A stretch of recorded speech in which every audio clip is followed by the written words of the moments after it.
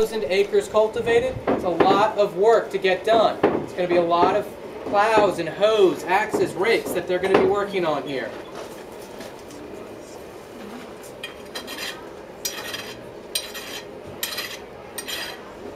Wow. Are there any questions? Guess not.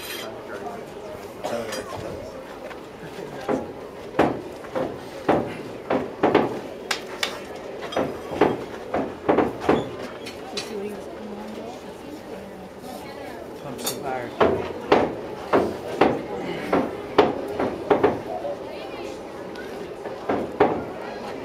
Maybe needed a higher flame than usual. When Washington was here, primarily the people doing this work would have been slaves.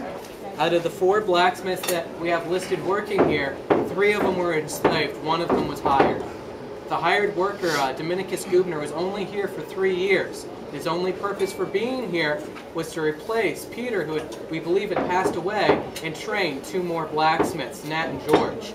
Once he trained Nat and George, he moved on, and Nat and George took over the shop and ran it until 1799.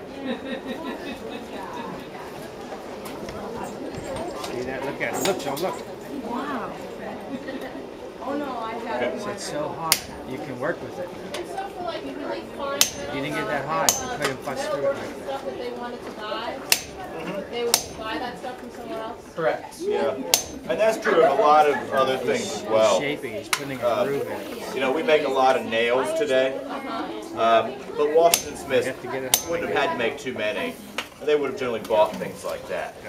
Things that were common hardware items were made in blacksmith shops that did nothing but make those items. Right.